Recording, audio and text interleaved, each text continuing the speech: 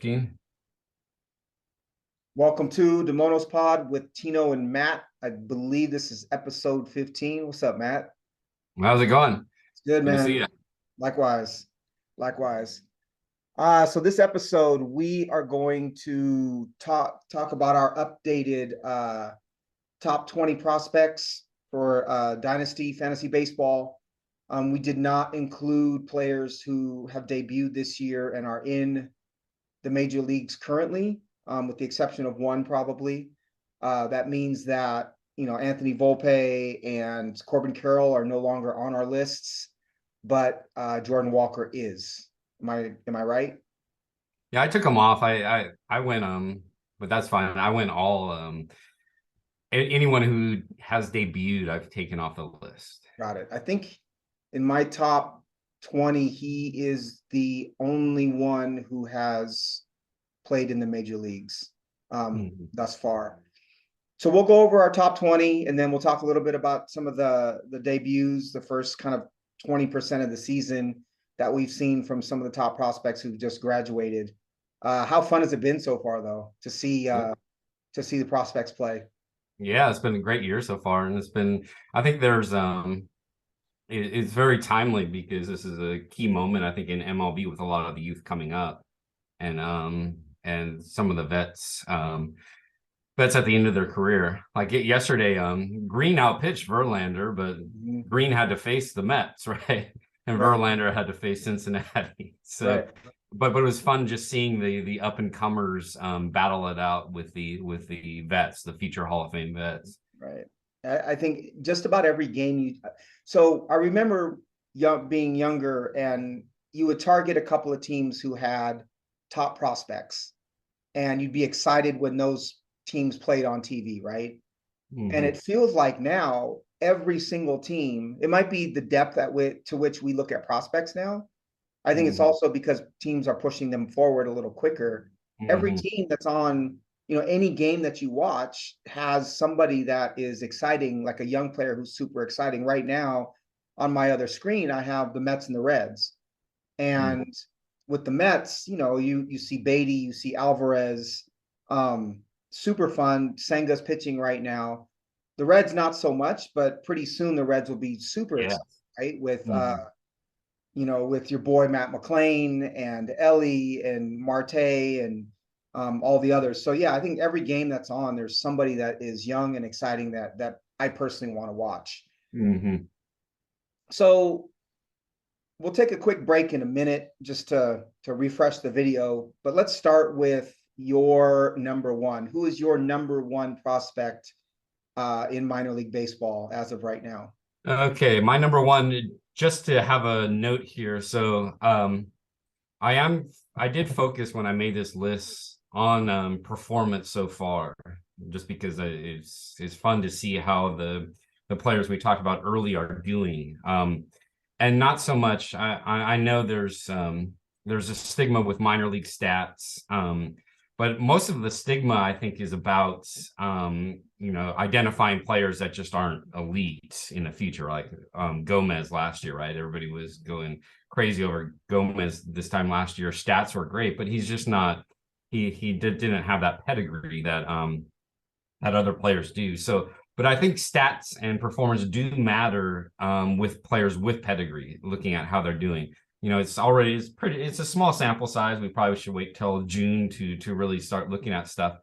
But just to be upfront that this was one of the qualifications. So to qualify my number one, I think this player has done the best in performance in meeting the expectations. I think everybody else, maybe besides Holiday on my top 20, I don't think have performed up to the expectations yet. So number one, I have Yuri Perez, and this is going to be the only time he's number one for me because he is going to be playing tomorrow night and debuting.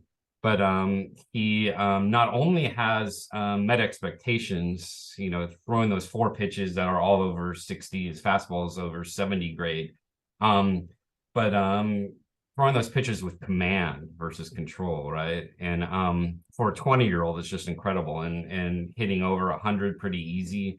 a fluid motion. I think after watching Cabrera yesterday, Cabrera stuff is nasty. But Cabrera has a control issue, right? He just could lose any control over the movement of those pitches. Right. Yuri has not only passed the control, the control test, but he has now passed the command test. And you could see Miami's pitching coaches make that comment that he's hitting his spots. The only weak spot is he still is prone to the home run. I think he's given up 5 so far in Double-A. But I think he's ready. Really excited to see. There'll be bumps on the road, but for a 20-year-old to perform this way in Double-A is exciting, and to see him debut tomorrow is exciting. It was smart to have him debut against Cincinnati, who is a young team, not the best hitting team around, and it's going to be in their ballpark. So I'm looking forward to seeing him pitch tomorrow. I like it. He's my number 5. I have a couple of questions for you that we can table till after the break. A little more philosophical. The first one is, can we ever have a pitcher at 1 from a value standpoint, right? Fantasy value standpoint. Is there ever a starting pitcher who is going to be the number 1 player in fantasy baseball? So that's my first question. My second question is, you talked a bit about valuing their performance thus far this season. How this is a conversation or a debate that we have plenty with other people, which is, there are a lot of prospectors out there who will ride the wave based on a player's previous, say, 10 days, right? Or 2 weeks. And we debate whether it's for clicks or whether they actually believe it. And I err probably too much so on the other side. I want to know what their true talent is. And I just think baseball is a game of ups and downs, right? So their true talent is going to play out. So there are players in my top 20 who are struggling right now, 1 in particular, and 2 in particular. And I don't know that I care, right? Because it's been, in one case, it's been 26 at-bats, right? In another case, it's been like 20, 30 innings. And as we know, like with a pitcher, your arm slot could be 3 inches lower than it typically is, and you could be walking 9 per 9. And that doesn't take away from your true talent. So the 2 questions that we can talk about later, if we have time, are A, is a pitcher ever worth more than every other hitter in fantasy?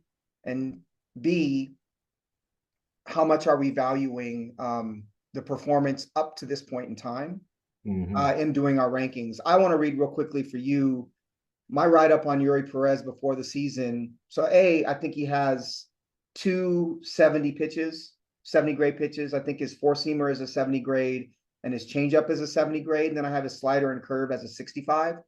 So he's got 4 pitches in my mind above 65. I think he ends up being a 3-pitch pitcher, but that's pretty phenomenal, right?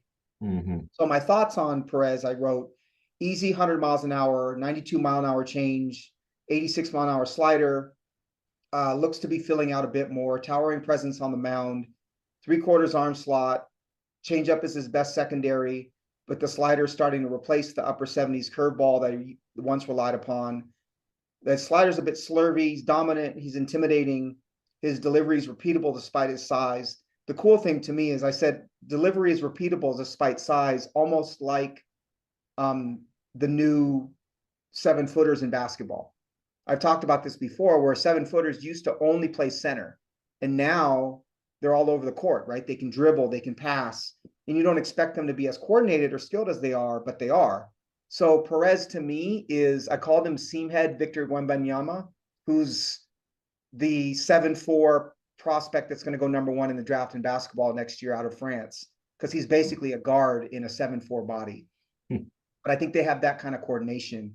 We got to take a quick break. We'll come right back. We'll talk about what we expect from Yuri Perez for the remaining part of the season for the Marlins, and maybe answer that first question about the value of starting pitchers over position players. We'll be right back.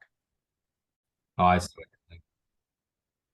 So what do you expect from Yuri the rest of the year as far as I guess let's talk about per start. What's the kind of usage that you see from the Marlins with him, and what do you think he builds up to later on in the season?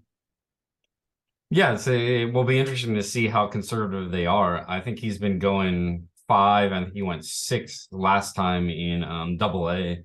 I don't see him, I don't see them turning up the volume on him as a workhorse yet. So they'll be cautious. Will they shut him down at some point? I don't know. He had some fatigue at the end of last year, so that would be dependent. As far as dependent upon his health. But as far as I see, I don't fantasy value. He's not huge this year, right? You shouldn't expect in a dynasty league for him to carry you at all. So yeah, I think Hunter Green is kind of a good point here that they were cautious with him last year. He got a little workhorse-ish at the end of last year, but now he's going 100 or 100 plus pitches every outing. But I don't see them doing that with Perez this year. Mm-hmm. But he could turn into that workhorse that you could rely on. Is is he And then on the strikeout per second, nine? on what's that? Is he strikeout per nine right out of the gate? Yes, absolutely. Mm-hmm. And I can see veteran hitters second time through taking advantage of him a little bit. He can get hit. As far as the command goes, the issues with command is not necessarily missing the zone, but getting too much of the zone. So he could be prone to getting hit hard, kind of like Green again last year. At the start of last year, Green was getting hit hard with the home runs. Now that's kind of tailed off. It tailed off at the end of last year, this year, just because he's commanding, knowing where to pitch. Right. So his starts this year, starting from his first one on April 8th, he went 4 innings, 5 innings, 5 innings, 6 innings, 5 innings, 6 innings. And, you know, and that's not as if he's pitching to contact. Every start he had but one, he had strikeouts equal to or greater than innings pitched.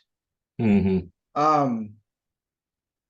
And his ratios are incredible, right? So he's basically half as many hits as innings pitched. Yep. Only 9 walks and 42 Ks. 42 strikeouts in 31 innings. What it will be interesting. So the skills are there, right? I wonder what he will utilize as his like knockout pitch, right? What is his strikeout pitch? Does he have two? Two would be great. But what I'm going to be watching, and I have no doubt that he's going to be phenomenal, barring injury. I think he's at minimum a number 2 starter and probably an ace. Like I said, he's my number 5. I have 3 starting pitchers in my top 20, and he's far and away the number 1. Mm-hmm. I asked on the pitching question. So if we do a comparison, like Grayson's my guy. I own him in all leagues, or I have shares of him in all leagues, I should say. But I would never put him as number 1 overall. Mm-hmm. But here we're talking about a 20-year-old that's just unique. Mm-hmm. So I think he's a rare instance of somebody that could be could have that, not only that unique aura, but that workhorse, once in a generation type of pitcher. So whereas like a Grayson or a Green, they're developing into a 1 starter. I think both could be 1s, but they don't have that it factor that you look for in the elite top prospect starting pitcher. Right. So like I guess what comes to mind is like Cole, Kershaw in his prime, Scherzer maybe in his absolute prime. Those types of pitchers you may not see ranked number 1 in a magazine, but you may see go top 5 in a draft to someone who really values pitching, right? And that's kind of the peak place for a starting pitcher, and that's where you see Yuri, whereas you don't see Grayson in the same spot. Exactly. I could Green's see, probably in between. I was going to say, I see Green as having the potential, Mhm, but he doesn't have the same command that I think Yuri may have soon. mhm. And I think Green is a two-pitch pitcher, whereas Perez has, will probably be a 3+ or double plus pitcher, which makes him very different and a very different at bat. Mhm. Um, so the question with Yuri before we move on that I have is, what will the Marlins do with his pitch mix? And what kind of pitcher are the Marlins going to shape him into? Because, I know that they've really paired him with Sandy in terms of trying to have Sandy mentor him and teach him and talk to him. But what's the knock on Sandy, right? The knock is that he doesn't strike people out. The knock is that he, from a fantasy standpoint, he's looking to induce weak contact. And even though he has extreme strikeout stuff, he's willing to throw the sinker in order to pitch deeper into games. But we know Mhm. from a fantasy perspective, that means more base hits because of ground balls. That means fewer strikeouts than the competitor, but it also means more innings. So with that, and with Cabrera, you see Cabrera's wildness, but I think if they had their druthers, they would want him to induce more contact and strike out fewer Uh-huh. fewer. Yeah, it's interesting. They traded for Stallings last year, right? The Mhm. Gold Glove catcher. But even with the game yesterday, I was questioning and even the commentators on the Marlins side were questioning why isn't he just establishing with his fastball? I know he was having trouble locating his fastball yesterday, but but why not just persist with that? It seems like he was, he struck out six guys in 3 innings, looked untouchable, and Mhm. then just lost it. And he was nibbling the corners. So yeah, I was surprised Stallings just didn't say, you have a 3-0 lead. Let's just establish throwing it over, and if you give up a hit, fine. Or throw the pitch that you're able to throw a strike with because your stuff Yeah. is so unhittable, right? He was throwing that power curve at like 85, and it Hmm. it looked unhittable. It was as if he was throwing a 12-6 curveball from a shape standpoint, but at 85 miles an hour, Yeah. Uh-huh. right? And just throw the pitch you think you can throw for a strike, and let's Hmm. not walk everybody. Yeah, I agree. I watched the condensed version of that game, and it was weird to see him be so dominant and then all of Hmm. a sudden just fall off a cliff. Yeah. But I'm interested to see what happens with Yuri, right? Because he can throw, he has a dynamite two-seam fastball if he wants to throw it. So are they going to model him after your Spencer Strider, Hunter Green, Bryce Miller, kind of mold, which is looks to be the mold that works, right, in Major League Baseball now, which is high four-seam fastball with ride and slider down and away? Or is Sandy gonna have a big influence on him, and is he gonna throw a lot more sinkers and pitch to contact? I don't know. I think either way, he's going to be hugely successful. And I would say allow him to pitch how he's most comfortable, as Hmm. opposed to like how we were talking offline before this with Julio, right? Julio Rodriguez doesn't need more coaching or a different approach. He just needs to work his way out of a slump. He's too talented. You're not going to tell him or Ronald Acuna to change their approach. They're Hmm. too good. And Yuri to me is the same thing, where if he's going to work on anything, work on your command. And we might tweak your pitch mix, but your pitch mix is going to be what you want to do because you're that good. Hmm. Um, all right. We just spent a half hour on Yuri Perez, which is, I guess, is fitting given the fact he's going to debut tomorrow in Hmm. major leagues. So my number one, let's play a game actually. I'll give you three guesses as to who you think my number one prospect is. You and I have talked prospects for years. We've done this podcast. We text about prospects every day. Um, who do you think my number one is? I think it's Ellie. Okay, incorrect guess number one. Incorrect guess number one. Um, I'm looking down the list here. Jackson Holiday. Correct.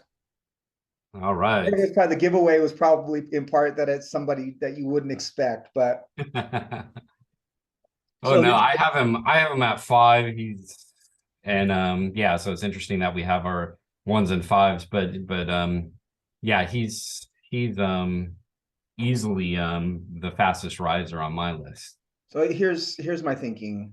Um, I think of the only prospect in minor league baseball that rivals Holiday's hit tool for me is Termar Johnson. I think Holiday's hit tool looks like to me like a 70 hit tool as of right now, right? Paired with 55 to 60 power. And you're talking about a shortstop with the 70 hit tool and 60 power who's not a non-zero with speed. Mm-hmm. As a left-handed hitter in a park where that is good for left-handed hitters, right? And he's doing it, he's been highly successful thus far. He's 19. These stats were as of 2 days ago, but he's hitting 352, 486 with an OPS of 1.066, with 3 home runs and 88 at bats, 19 RBIs, 23 walks, 22 Ks, and 7 steals, right? Mm-hmm. And he's been promoted to high A. When I combine the hit tool with the pedigree and the position, it's really hard for me to rank any of the other guys in my top 5 above him. I love the other players in my top 5, but there's more variance in their profile, right? Mm-hmm. I think Holiday is as low risk at this point for a 19-year-old as they come. And if you can acquire that player and know that in 2 years he's going to be your starting shortstop on your dynasty team for the next 6-7 years, and provide an average above 280, 290, in all likelihood 20 to 25 home runs, steal 20 bases, and hit probably somewhere between 1 and 3 in that lineup, score 100 runs, and probably drive in 90 to 100. Mm-hmm. That's phenomenal, right? Mm-hmm. I think Look Volpe at his has, career so far. So combined, he has 159 at bats, 210 wait for it. potentials, 50 walks, 35 strikeouts. His on base percentage is close to 500. Right. A plus 500 slug. His OPS is well over 1,000. Stolen bases, 13, only caught 3 times. This is a budding superstar. Right. The Yeah. one issue I have with Holiday that I think could potentially knock him off this spot or would have me value a player like, let's say, Anthony Volpe, if we're comparing the two, is that I don't know that he has the explosiveness. And I'm not calling Volpe an explosive athlete, but he has an explosive swing, right? Mm-hmm. And he has the ability to steal bases in a way that I think Volpe's home run and stolen base numbers may always be higher than Holiday. But Holiday's such a great hitter that he's not going to experience the same peaks and valleys that an Anthony Volpe does. And so there's a consistency with his profile and such a low risk that's why I have him 1. I've been really, really impressed with him thus far.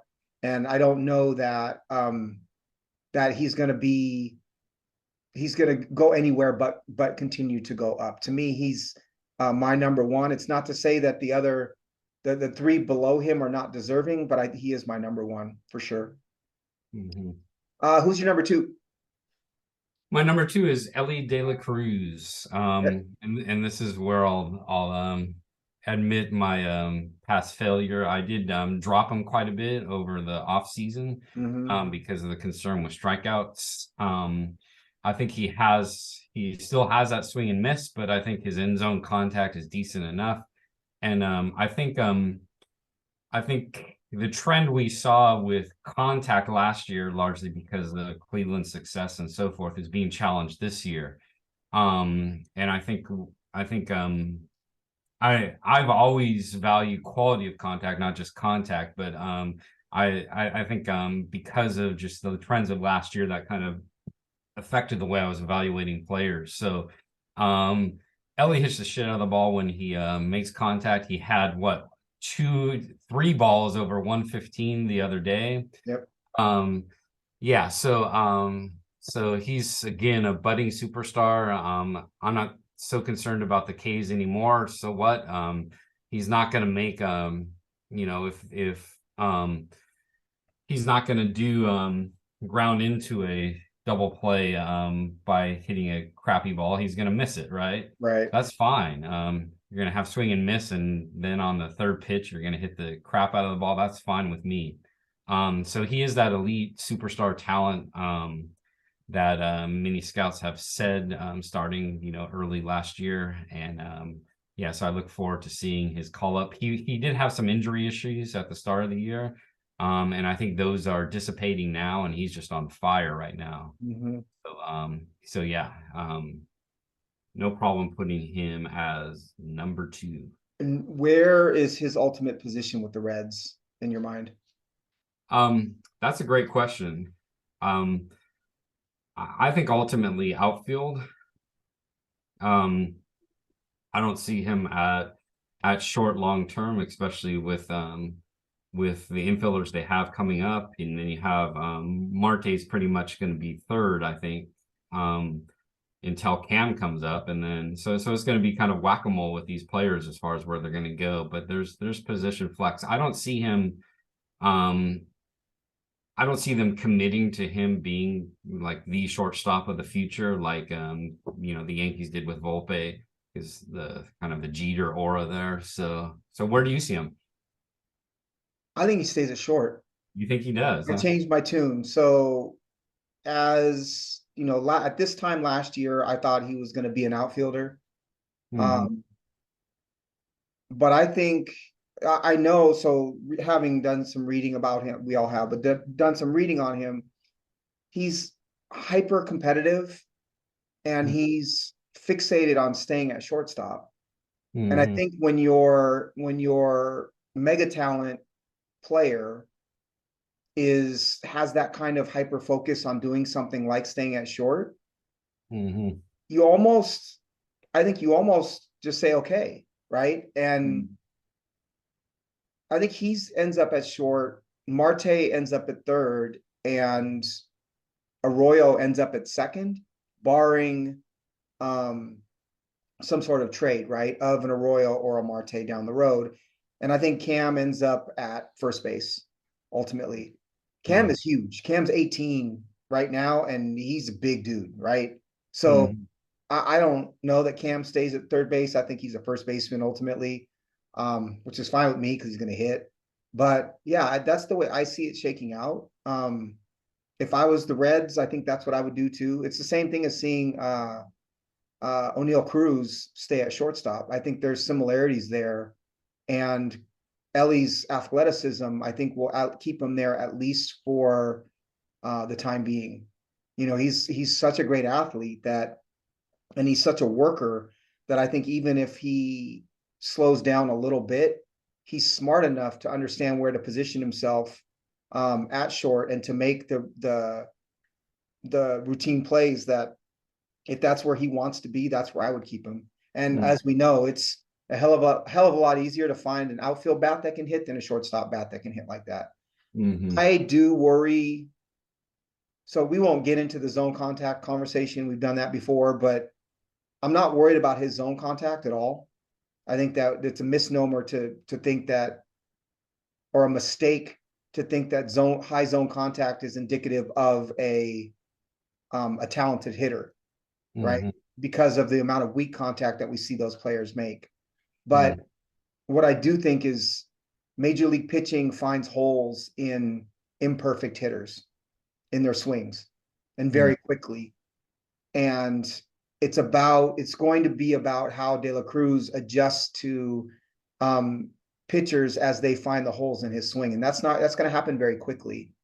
And he Mm-hmm. has the type of swing that I do wonder if some of those holes become or are permanent, right? Is he able to fix it to become the superstar that we want him to be? Hmm. There's plenty of players out there who just can't, can't hit certain pitches. We're watching Teoscar Hernandez on the Mariners right now not be able to hit a single slider. Hmm. And what's that hole going to be for De La Cruz, and can he adjust? I think he can, but I am going to be watching very closely because I think that'll determine whether he's good or a superstar. Hmm. He is my number 4 Hmm. prospect. He has I just checked, so he has 6 games at third and 11 at shortstop in Louisville. My 2 and 3 are 2 is Jackson Churio, 3 is James Wood. I Hmm. assume they're up there for you as well. Yes, Wood is my 3 and Chorio is my 4. Okay. So let's start with Wood. We have them one spot apart, pretty much the same. Uh Anything new with Wood based on this year's performance for you? I think I said this on prior pods, but he's a lot faster than I initially thought he was. Mm-hmm. Um and his athleticism is showing in outfield as well for such a big guy. So going back to your NBA center analogy, I think it could play out with Wood as well. Mm-hmm. He won't be the a 30-30 guy, but he'll be able to steal some bags for you quite early, kind of like a Walker. I think he's a little faster than Walker too. Um I think the one question I have so far is about his power.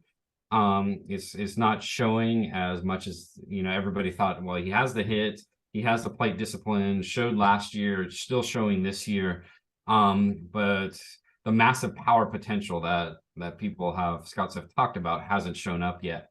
But back to your point as far as pedigree and just trusting the player and what you see there, I could see that further developing. The question is further developing should always be footnoted with the Nationals, right? As far as their Right. system. But I think they've made changes in their system this year. I think it's starting to show. It's showing with down at single A with House. Green a struggle, but Green is still when he hits it. So Right. yeah, so I'm pretty confident in him in showing forth what is expected there. He just hasn't had the breakout yet that many have expected.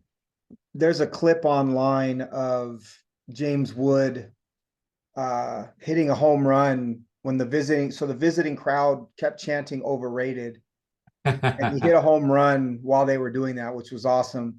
Um, I When you're 19 and 6'7" and rail thin, for me, it's just, is he making contact? I don't really care whether the power's showing up or not. Like, that dude's gonna put on 30 pounds just by getting older. And uh, so, deep fly balls will become home runs for him. I would be more worried if he wasn't making hard contact now. mhm, Um, and I think like we talked about with Walker, as his home runs go up, his steals will go down. mhm, But I'm not worried. I'm not ranking him 3 because of his speed. I'm ranking him 3 because I think he's a 300 hitter with 30 home run potential. Um, mhm. I think he's great. Uh, 3 triples, by the way. it's awesome. And it's fun to watch him round the bases. So Jackson Churio, 19 years old, already in Double A for the second year, right? He had a little bit of time in Double A last year. Uh, Tell me a little bit why Churio's below Wood for you and what you've seen from Churio thus far. Um, I for for Churio, I I don't see that elite upside with hit and power that I see in Wood. Mhm. He is a lot faster, so he does have that 5 category potential, 30-30 or 20-30 potential, I would say more than Wood. Um, a, a well-rounded player. If this wasn't fantasy baseball Mhm. and we were doing the Baseball America thing, Churio would be higher.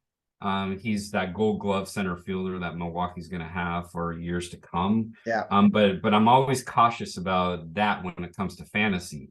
Right.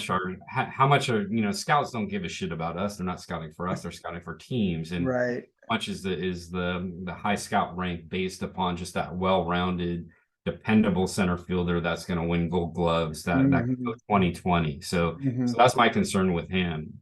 Um, does he have that elite superstar fantasy baseball potential that Wood has?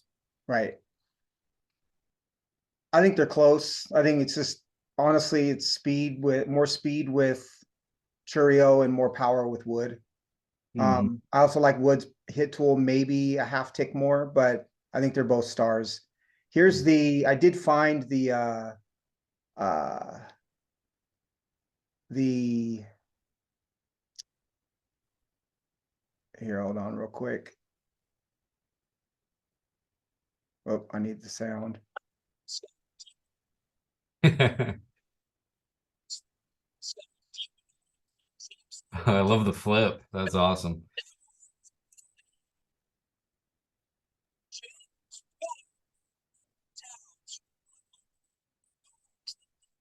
I like the competitiveness, right? Hmm. The anger or whatever it is, the intensity, I guess the better word. Hmm.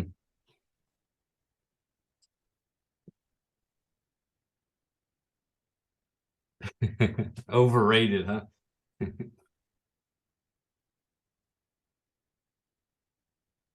So that was fun for me to see. I was super impressed by just like I said, the intensity. You like to see a player um, who gets mad about something like that, right? You want to go out there and prove it, and not mad in a way that's going to negatively impact your performance. In a way that, like, he went out there and hit the home run. He's like, "Look, dude, I'm the truth. I'm for real."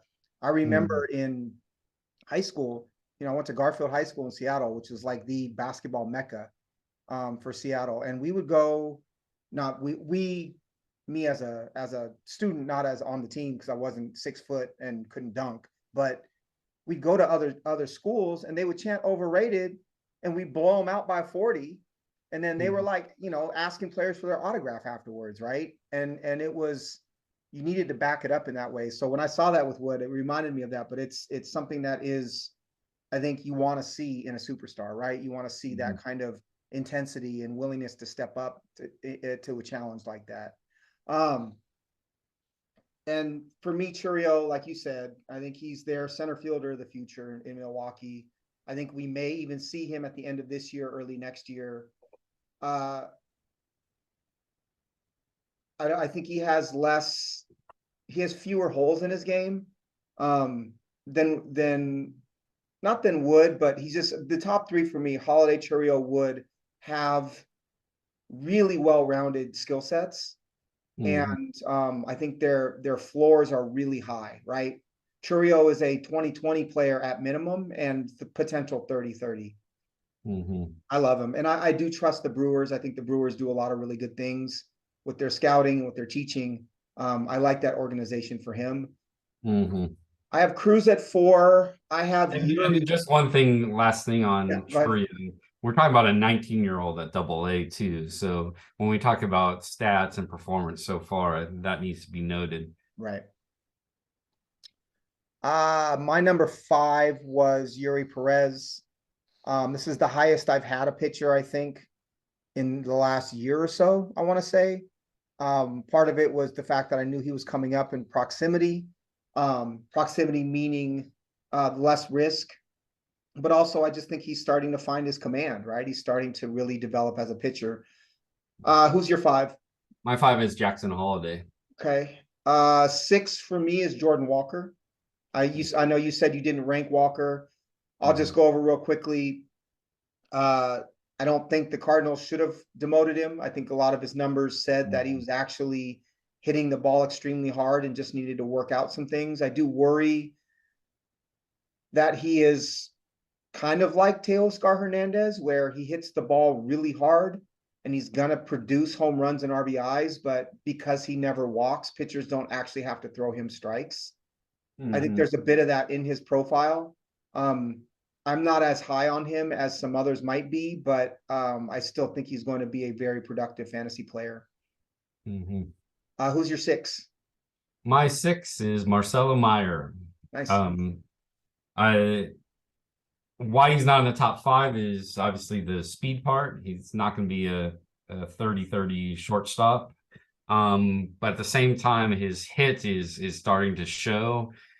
Um, his hard hit rate is elite. So it's not just contact; it is elite contact with Meyer.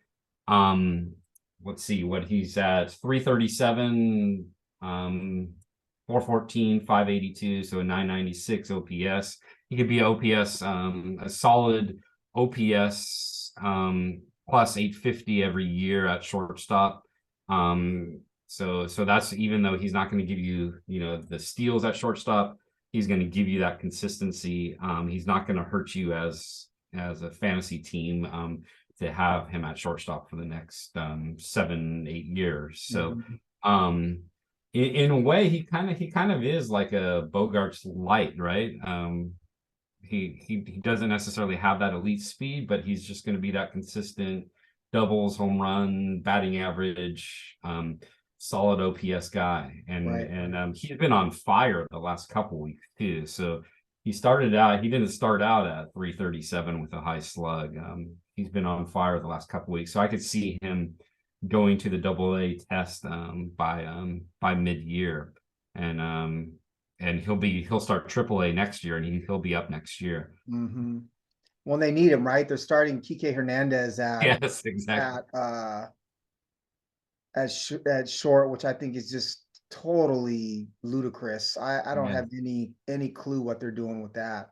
Yeah, and then they have Valdez at second, a great hitter, but a great prospect hitter, but a terrible fielder. So I feel bad for their pitchers and watching those games. Well, they're doing the freaking Tampa thing, right? Where they're trying to be cheap and finding players with one skill. And like, man, you're the freaking Red Sox. Like, what are you doing? I don't know. It's crazy to me. I think he ends up. I do have him in my top 10.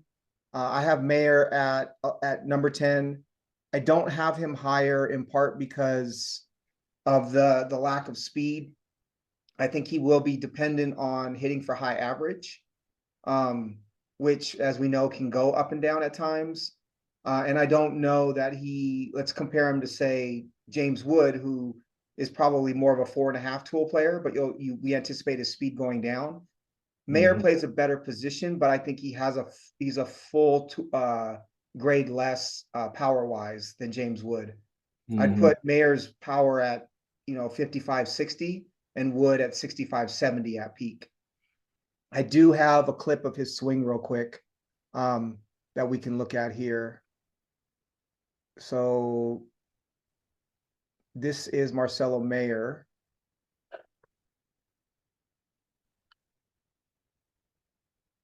So a pretty swing, really interesting stance and setup. But 6'2", 6'3", already pretty athletic kid, not super, I wouldn't say that he's super athletic necessarily, but and I hate saying high IQ, but I'm tired and I don't really have the vocabulary right now to say anything else. Smart baseball player. You expect him to make the right decisions on the field. Again, he's my number 10.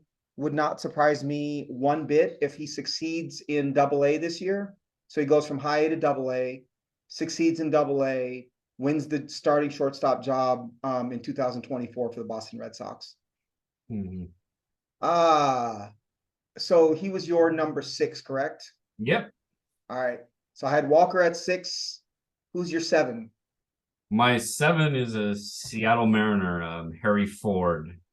I'm going to put him in the top 10 unashamedly. I will admit my homerness, not only with the Mariners, but with my own teams. But I just love the discipline he's showing.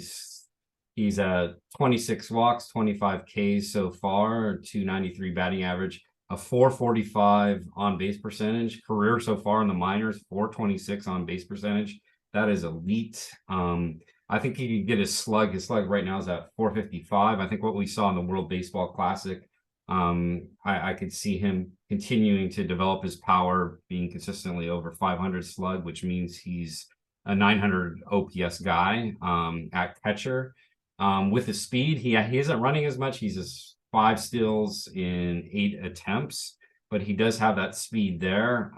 He's fun to watch. Now that Clace has been promoted to AA, he's fun to watch as a leadoff hitter for Everett.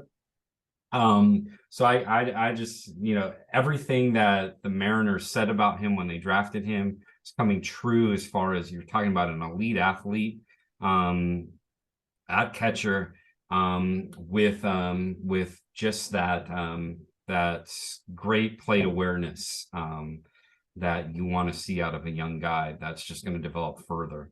In a lot of ways, he's kind of like that Adley plate discipline, just that awareness there. So yeah, I love him. And I have no problem putting him in the top 10 because he does hit that 5 category catcher, eye, solid contact qualification. So I was gonna ask, I love him too. So he's 15 for me. I thought I was gonna be high man on Harry Ford. Obviously you are.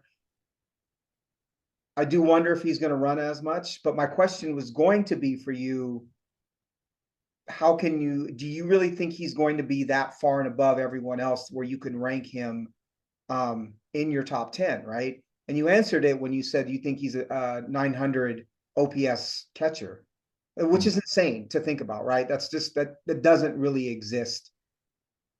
If he is truly that good of a hitter, there is no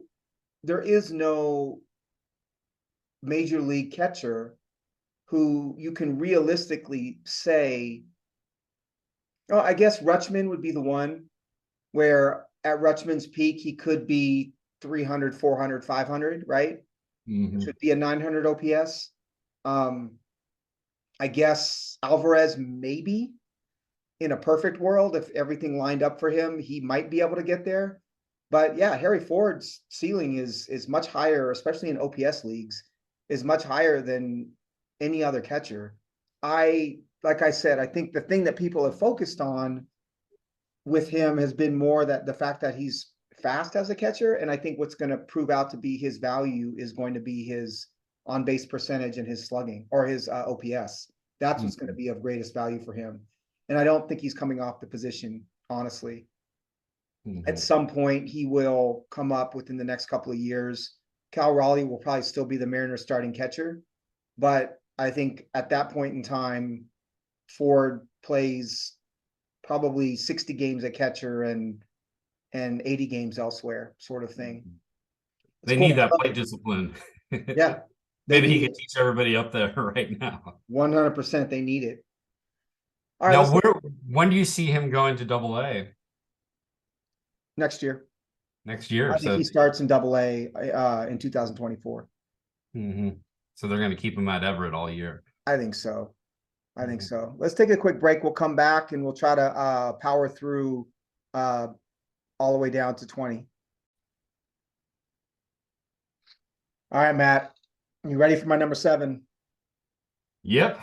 I know who he is.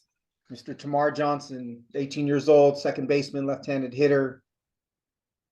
Number 4 pick overall in last year's draft by the Pittsburgh Pirates.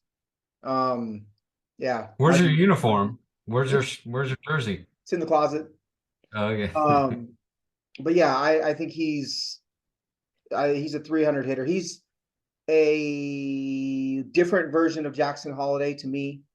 I think Holliday probably, if I'm being open and honest, I think Holliday is probably a slightly better prospect at this point in time. I have him ranked as such, but I'd still love Tamar's swing. He's had some strikeout problems in the first couple weeks in A-ball. I don't know exactly why. I'm also not worried about it too much. He's still walking a bunch. This is his first taste of pro ball, really, so I'm not going to worry about it. The swing is there. But yeah, Tamar Johnson is my number 7, and I can't wait to see what he does over the course of the year as he gets adjusted. Do you have him in your top 20? Yes, I have him at 15. Cool. Right there with Collier. I actually have three from that draft right in a row. I have Spencer Nice, Jones. nice. Spencer Jones, yeah. I almost had him in the top 20. So Tamar's my 7. We've talked about him at length in the past. Uh, you've given your 7, correct? Yes, that was 4, Harry Ford. That's right. Who's that 8? 8 is Kyle Manzardo. So Infamous. I'm sticking with him. And rightfully so, because I think he has answered a lot of questions this year. He's continuing to hit all fields. What I mean as far as kind of taking that next step is part of the criticism has been how hard does he hit the ball, and he's hitting the crap out of the ball now in AAA.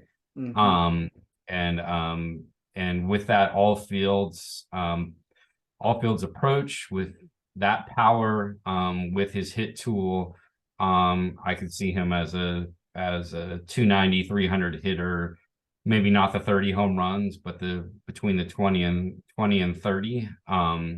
I think he handles lefties quite well.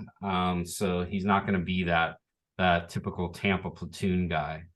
That we'll see. Who knows with Tampa, right? It's hard to use the word typical with Tampa because they're always adjusting. But yeah, so I like having him here. He could be that first baseman you depend on, where you don't have to like platoon and plug in these guys yearly in your fantasy league.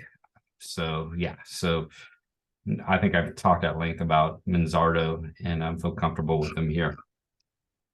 I am at 18.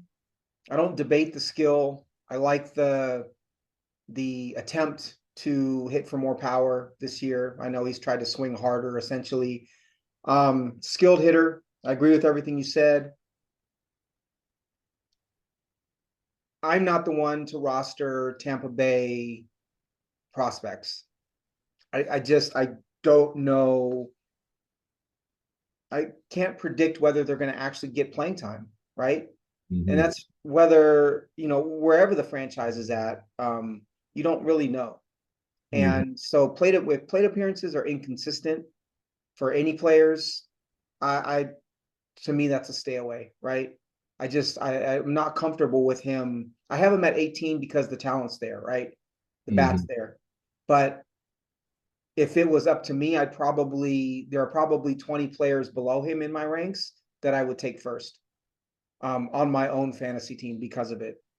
Let me ask you this. So we're talking about probably a 280 to 290 hitter, 20 to 25 home runs. Where does that put him if you're looking at like this year or like a redraft list? Where does that end up? Where does he kind of fall? Right? Let me ask you this, dynasty wise or redraft and dynasty, would you take him over Tristan Casas? Yes. Would you take him over Nathaniel Lowe? Yes. Anthony Rizzo? Yes. Spencer Torkelson? Um, at this point, yes. CJ Cron in a redraft? In a redraft, yes. Next year in a redraft? Next year in a redraft, yes. And it obviously depends on the categories too, right? So, Rhys Hoskins? yes. Jose Abreu? Yes. Matt Olson? No. So I think he's at the between that 6 and 10 position as first Okay. baseman. I don't see him having that ceiling to go in the top 5. What But about over Pasquatch? no. So and then Goldschmidt, Alonso, Freeman. Did you see they have a Sasquatch come out when he gets a hit now? That's so awesome. I know. So Olson, Pasquatch, Goldschmidt, Alonso, Freeman, Vladito. Yeah, So for I don't see me, him in that territory. so I would have Casas over him. I would have Torkelson certainly over him, but obviously I'm high on Torkelson. So for me, as he starts to play more, um, even with say 500 plate appearances, he's still kind of in the 7, 8, 9, 10 range for me, maybe 8, 9, 10 range. The reason I bring it up is, what is that worth ultimately to you in both redraft and dynasty, right? Hmm. It's It depends on the balance of your team, right? So if you have if you have standout players at rare positions, you know, like a 30-30 at shortstop, or that 20 home run 280 hitter at second, and a standout at third, to have that floor at first is fine. But if you don't have that, you know, you want that standout at first. But why I like it is just because, and we've seen this in our league, and I've seen this in redrafts as well. You know, people are platooning these, you know, the JD Davises at first, and just because they have these one-sided stats, and ultimately on the end that hurts you, because they're not going to be that consistent counting stats person you could depend upon on at first base. So I don't mind having a top 10 first baseman, even if he's not going to be in the top 5. how much different is so Manzardo in a couple of years?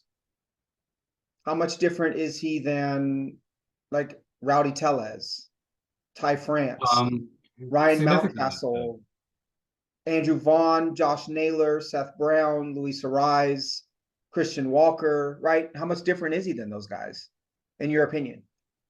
I think he's going to provide consistency across categories besides stolen bases, that those guys aren't going to provide.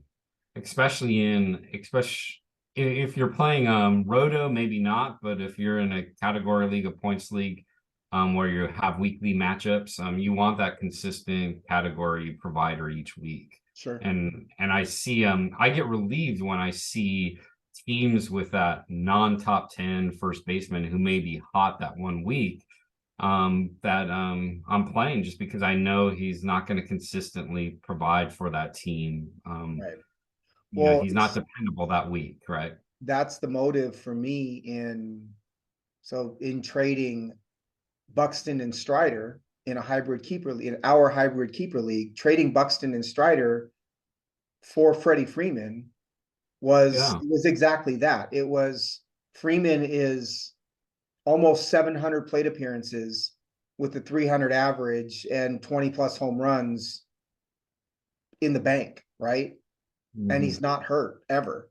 And so to be able to count on that makes my team much more formidable to have that consistency. So yeah, I agree with you with that. I just don't know if Manzardo is that guy, because in part because of the organization. I bring up the other hitters just because from a value standpoint, if I have to spend a high pick on Manzardo or a lot of capital to trade for him, but I can get Mountcastle or Vaughn or Christian Walker or one of those guys much lower for a much lower price, is Manzardo worth it to me, right? Does he have the additional ceiling or upside to make that worth my while? And my answer is no.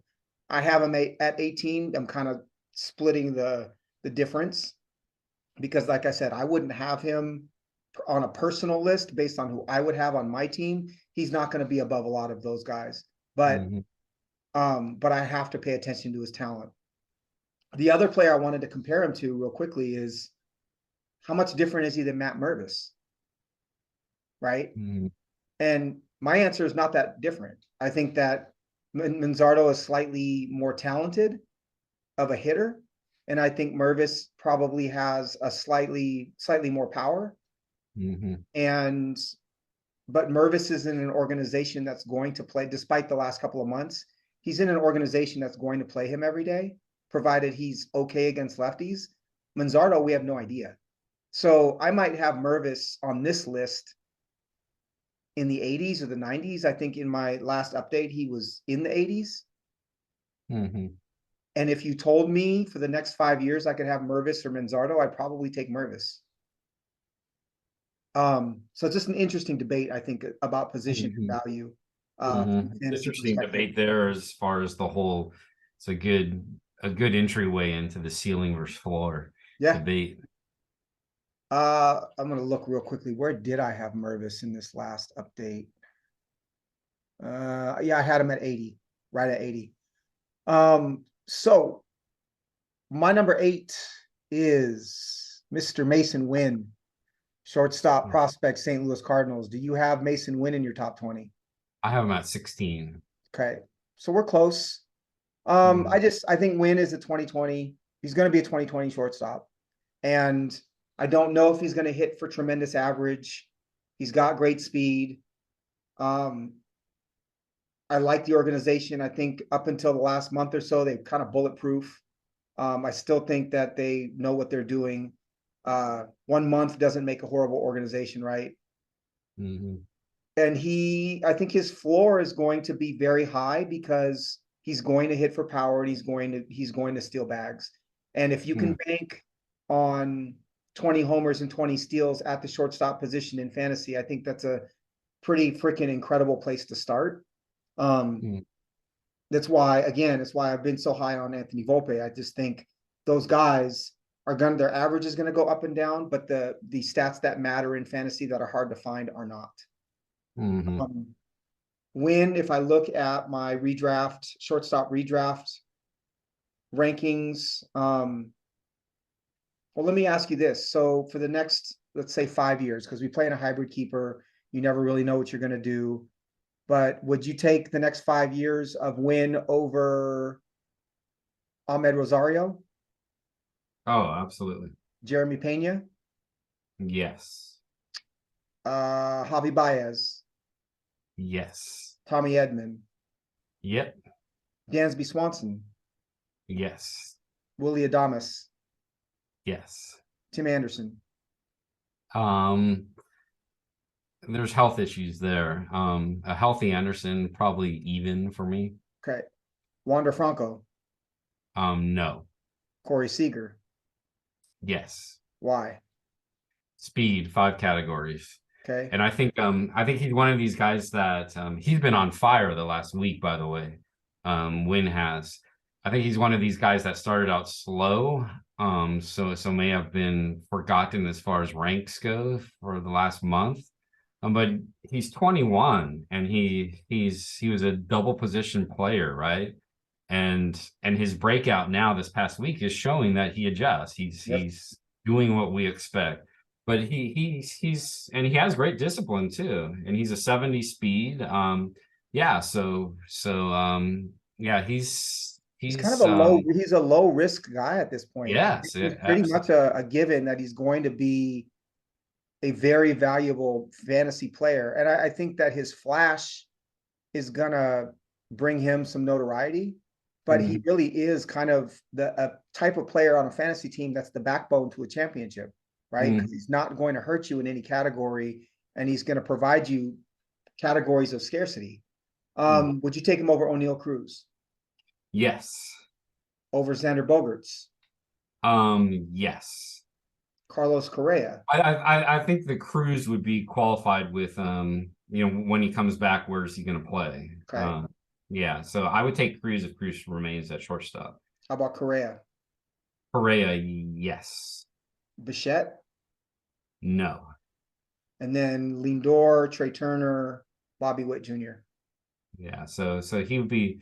I could see him in that 5 to 10 position. That puts him pretty much, let's see, 5. Let's say Cruz is above that 6. Franco above, kind of number 7, right in there. Interesting. It's interesting to do that exercise because you start to realize the actual, in my opinion, the true value of that player in fantasy. We can rank them like this. And you say, oh, Mason Wynn, number 8. Oh, you got him pretty high. That's cool, whatever, blah, blah, blah. Then you plug them into the other shortstops. And you start to look at what is this guy's actual value on an overall game, right? Like actual fantasy baseball game. And you say, holy shit, like he's a lot more, in my opinion, he's a lot more valuable than I thought he was. We did forget to add Anthony Volpe to that. I'm clearly taking Volpe over Wynn. And then obviously where we have him ranked, we know what the answer is, but you've got, okay, fantasy wise, you taking Marcelo Mayer or you taking Mason Wynn? I'm taking Mason Wynn because he's going to give me those 5 categories. Okay. He part of the knock on him has been EV, but he's starting to crank the ball this year. Again, it's 21-year-old, 20-year-old at double A last year, 21-year-old at triple A. So I think we covered this on a previous pod, but man, you want to talk knock exit velocity of a 20-year-old? The dude throws 100 miles an hour and he's got 70 grade speed. He's gonna hit the ball hard. Like, he's an explosive, quick twitch athlete. He's like the epitome of a quick twitch athlete. I think he's a great buy low right now. He's starting to heat up. He's I starting think to get so a little too. more value, but a wonderful buy low. And St. Louis is committed to him Very much and so. committed to him as an offensive player. So he's leading off consistently in AAA. That's where he's going to be when he comes up. He's not going to be the Tovar who's hitting, number 7 in the lineup. So, a couple things before we move off of Win. That lineup needs an injection of speed and enthusiasm and excitement and energy. And I think he brings that, right? Tommy Edman is kind of backed up into the shadows a little bit. I didn't ever really see him that way. Newt Barr is exciting, but I think Wynn adds a little bit, adds athleticism and excitement to that team, and I think they need it, right? They become very milquetoast.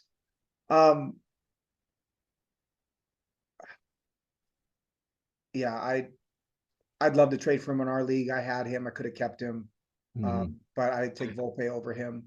Who is so you're on number 9, correct? Yes. Who's your number 9? I love my number 9.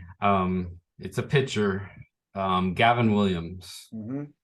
Gavin Williams is I think he started yesterday. He was in the 100s, 101s, untouchable in a great system that's going to continue to develop him. I know the other, like Allen, the other pitchers coming up have gotten a lot of press, but we're talking, number 3 starter, 4 starter there. We're talking ace when it comes to Williams. So, Are we? oh yes, a See, number. I would say 3 floor. But I'm talking ceiling here. I could see him as a 1 ceiling with the stuff that he has. His off-speed stuff is continuing to develop. I think that has been the caution. I think last year when he was coming up, everybody was saying, well, the backup plan is a reliever because he only has 2 pitches. But from what I've seen with his off-speed, he balances that quite well. And his delivery, he's a big guy. He's not overthrowing like a Tiedemann. It's a repeatable delivery. right. And again, I can't underscore enough as far as what Cleveland does with their pitchers. And this, unlike some of their other pitchers, is a tier 1 talent, a high pedigree talent. So I have him at 13. He's my number 3 pitcher. I'm not knocking him at all when I say he looks more to me like a number 2 innings eater.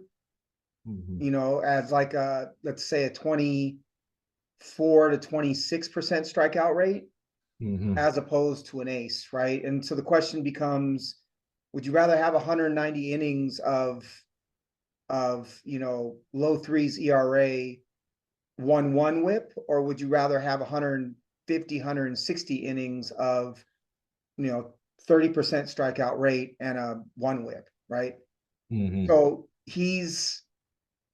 that's why I don't quite put him in the Spencer Strider, Hunter Green kind of area, but I think he's a notch below. An interesting comparison would be, would you rather have Gavin Williams or, let's say, Bryce Miller, right? Because I don't know, just looking at Miller's build and the way he's been used thus far, I don't think Miller is ever going to be a 200 inning starter, right? Whereas Gavin Williams, he's 6'6", 250. You can see that. You can see the 200 innings. So for me, he's a number 2.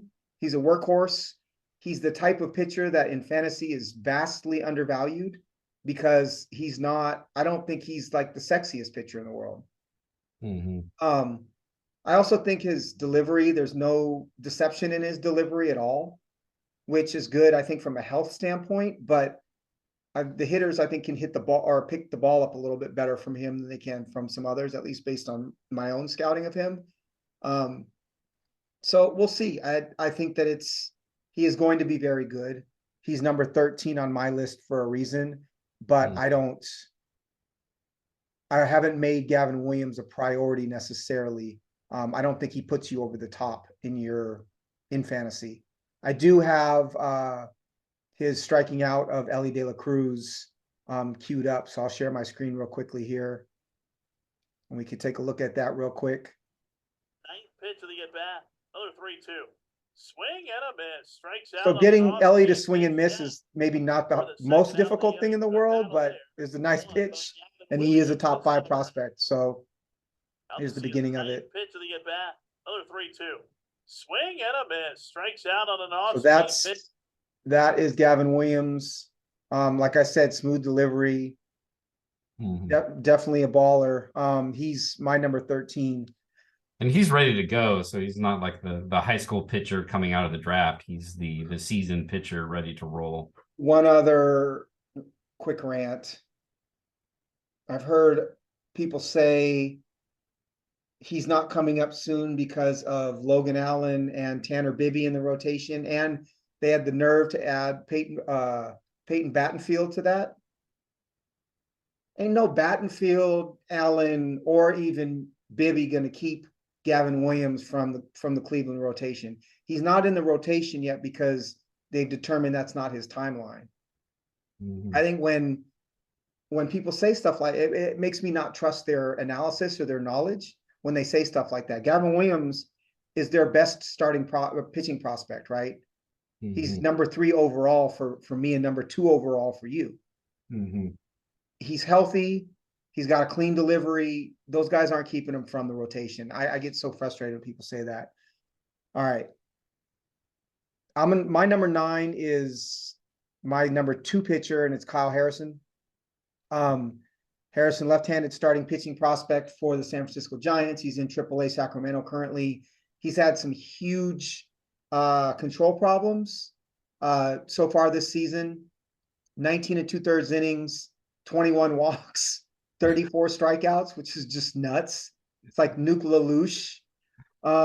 He did iron it out last start. Had a really good start his last start. Kyle Harrison is an example of what we talked about previously, about not looking at the first month and a half, 2 months of a season and making a declaration about a prospect, right? He's still throwing mid-90s. His stuff is still there. He's got a slight tweak to make with his delivery to get back in line, but the talent hasn't gone anywhere. If you're going to rank him in your top 20 or your top 10 coming into 23, you shouldn't drop him now because of his first 20 innings, right? But I think we see that all the time where prospectors are moving guys all over the place based on a couple of starts. He's still Kyle Harrison. As long as his velo isn't dropping a ton, he's still Kyle Harrison to me. Do you have him in your top 20? I have him at 23. Okay. And that's kind of where he's been for you, right? Yeah, he's been in I think he's gotten as high as the high teens, but yeah. So again, it's a small sample size, right? And he's not giving it's hard to say he's improved his hitability, right?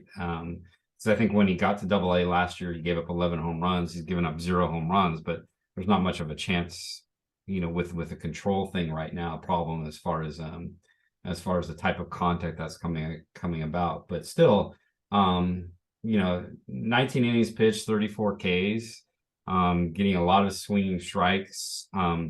It's not a concern. It's going to be he's adjusting to control and command, and if he gets to that command level, he's going to be a top starter. in that organization, in that ballpark. So here's another reason to not pay too much attention to minor league stats or early minor league stats. When Bryce Miller came up, the knock was he was pitching like shit, right? This year. Why were his stats so bad in Double-A? Then it comes out, after he's been promoted, oh, the Mariners just told me to work on certain pitches. Yeah. Right? Mariners just told him, don't throw this, throw that. We want to see you do this against this and not this against that, right? He was limited in what he was doing in the same way that a veteran pitcher comes into spring training and just says, I'm going to throw all changeups because I want to work on my changeup. That's literally what the Mariners were doing with Bryce Miller. And it sounds like it's what they were doing with Prelander Baroa as well. So there are people that are doubting Bryce Miller saying, oh, I don't know if this is for real. Like, look at his Double-A numbers. You don't know what they're being coached to do. And you don't know what's influencing them performing that way. It's another, in my mind, another reason to just go back to what's the true talent. For a pitcher, what's the true talent? What was your initial evaluation? And is the velocity still there? It's silly to me. So Harrison pitched on May 6th. His last start was against the Oakland AAA team. He almost said Tacoma Tigers. That's super dating myself. 4 innings, 1 hit, no walks, 7 strikeouts, right? So, Harrison was wild. It could have been because he was wild, but you tweak that a little bit and he's right back to where he was last year. I expect to see him up. And this is the PCL too. So yeah, we're talking about a hitters league. Yep. And that rotation in San Francisco is struggling right now. So I do expect to see him on the Giants at some point this year. I wouldn't be surprised to see it somewhere around the All-Star break. The rotation currently is Logan Webb, Sean Manaea, Alex Cobb, Ross Stripling, Anthony DeSclafani. I think Manaea is at risk a little bit. I think Stripling can always go back and forth in the rotation. Jacob Junis is the only one in their bullpen who you could see becoming a starter or starting for them, maybe spot starting for them. And then in AAA, there's no one that's really going to keep him from being in that rotation. So I see him coming up pretty soon. He is my number 2 starting pitching prospect, in part because of proximity. Williams was 13 for me, like I said. I have Marcelo Mayer at 10. We've talked about him. Who's your number 10? Yeah, one last thing to say about Harrison that he has over Williams is the deception. He comes at you from all these angles as a lefty, which I find quite entertaining as well when it comes to seeing batters' reaction to him. I think too, Harrison is going to be the example of. I think he's the starter that goes between 140 and 160 innings with the 30% strikeout rate. Versus Williams, who's the guy, like I said, who goes 180 to 200 innings with less so. So there's some preference there as well. So who's your 10? My 10 is another Tampa guy, your favorite org when it comes to fantasy baseball. Taj Bradley? What's that? Taj Bradley? Nope. Junior Caminero? Yep. Number 10? Oh my goodness. This guy, but you've got to go with what people are seeing here. We're seeing consistent when he hits the ball 110 plus off the bat with contact. He's 24% K rate, which is a little high for him. He's usually under 20. He's already got 8 home runs in high A. 378 batting average, 430 on base, 725 slug, 1.154 OPS in A ball high A. So yeah, he's what everybody said. When I say everybody, scouts said about what they're seeing as far as the quality of contact, the power hitting third baseman who could hit 280, 290 is showing forth so far. I think he could be even more so than Manzardo. Such a good player that he can force Tampa's hand to be that 550, 600 at bat type of player. And again, he's only 19 doing this in high A. So I could see him jumping to AA by mid-year and passing that test as well. You and James Anderson, brother. You and James Anderson. I was on to him before Anderson. So two nits to pick with him, well, three. Yeah, no doubt he's got tremendous power. Walk rate has gone down at every level. So not necessarily a bad thing, but it's something to keep in. Walk rate has gone down and K rate has gone up. Obviously, he's 19 in high A, so that's not necessarily unexpected, but something to keep an eye on.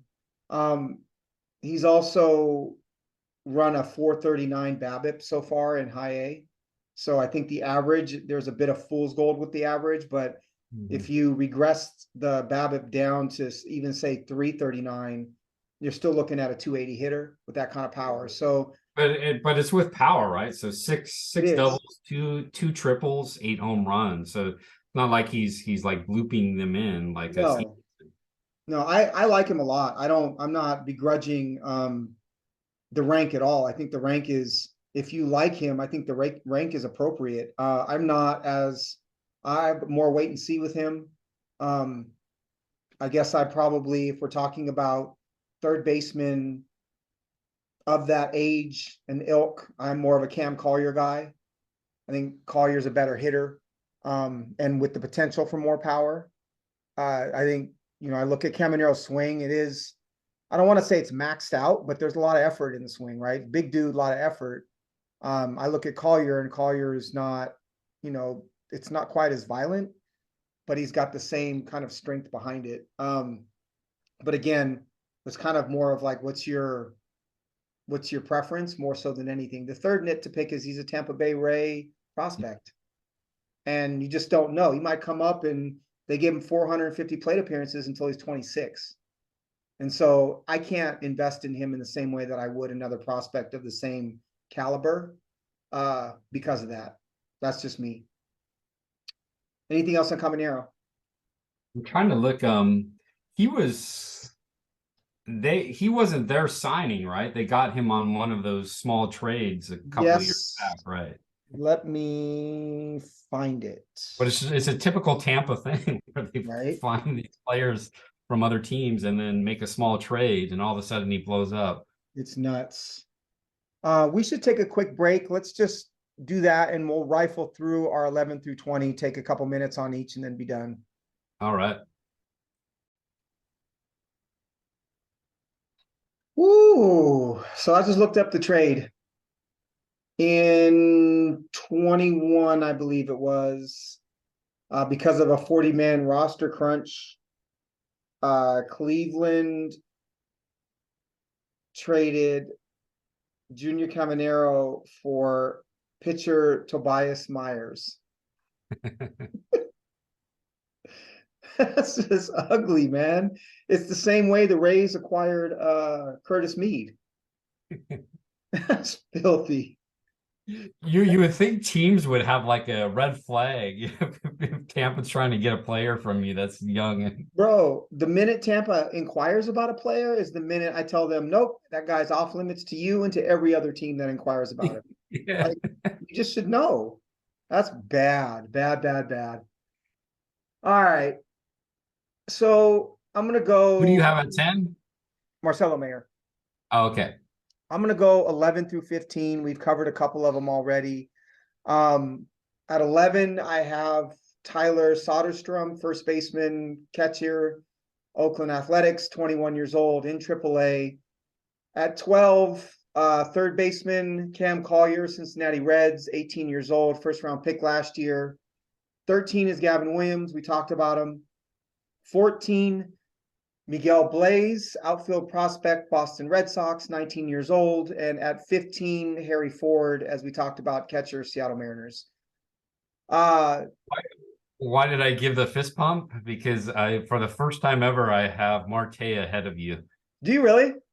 I have him at 11, yes. That's funny. I have him at 16. Okay.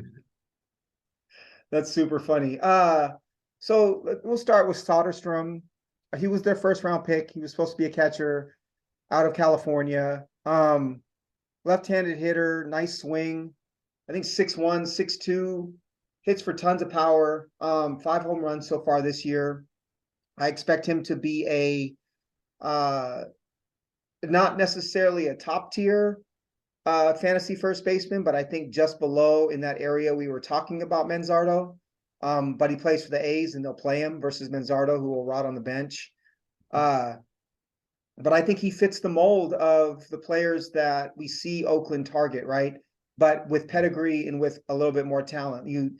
Not to knock Soderstrom, but you think about, like, you watch the A's and they've got JJ Bleday, they've got Ryan Noda, they had like Scott Hatterberg, the Giambi brothers. They've always had those left-handed, high on base power hitters, right? That's kind of the A's when I think of them.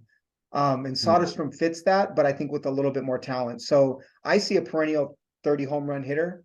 I think he's their next Matt Olson. And I think they'll keep him as a controllable player for 6 years and ride out his prime. He'll probably play in a couple of all-star games. So he fits for me in that, like that Pasquatch tier, kind of right below the top 4 first basemen. But I think he's got a lot of potential, and I think he's going to be a very, very good first baseman for years to come. How do you see his stats playing out? 260, 270, 30 home runs, probably 90 runs and 100 RBIs. I think similar stat line to, say, average Matt Olson. Mm-hmm. Do you think he has a higher ceiling than Olson did? No, not necessarily. I think they both are, for me, they both are like 55 hit, 65 power sorts of players. I think Soderstrom will walk a little bit less. I like his hit tool, maybe just a slight, like a quarter tick more than Olson, but I like him a lot. Obviously, if he continues to catch it all, that's a huge bonus, but I don't expect that from him. But I like him a lot as a player. I have him, some of the players I have below him, I like better as fantasy players, but Soderstrom is 21 and in AAA and has nobody blocking him. So you have to take that into consideration. Is he in your top 20? I'm assuming no. He's in between my 20s to 30s. Got it. In that grouping. Collier at 12. We've talked about Cam Collier a ton. One of my favorite players in the minor leagues, probably second to Termarr Johnson. 18 years old. We've told the story a million times about him playing in high level junior college ball at 17. Lou Collier's son. Hitting 194 right now in A-ball with a 315 OBP and a 670 OPS. He's got 2 home runs and 62 at-bats. But he's walked 10 times already, right? I think everywhere he's gone, he's walked a ton. He did that in community or in junior college as well. But you watch him hit, and what you see is a big, thick, big swing. If all of a sudden his power grade goes up to a 70, would not surprise anyone. Fangraphs actually has his potential raw and his potential in-game as a 70. So should be really fun to watch. I love Cam Collier. I'm unabashedly a Cam Collier fan. And he's another one where don't let the stats deceive you as far as his age at that level. Yeah, so he's all in on him as well. Yep. So he's like in my 16 to 20 range here. Yeah, I don't really know why people are still sleeping on him, because I feel like he doesn't get the credit that he deserves. But yeah, I'll bring this up real quick. I've got a clip of Collier, actually from my own Twitter account, which is kind of funny. But I love his swing. He's got a little bit of a hitch in his load that he definitely has to fix. It's something he's been knocked for a little bit. I'll go ahead and share my screen here. Let's see. All right. I'm gonna go. Here we go.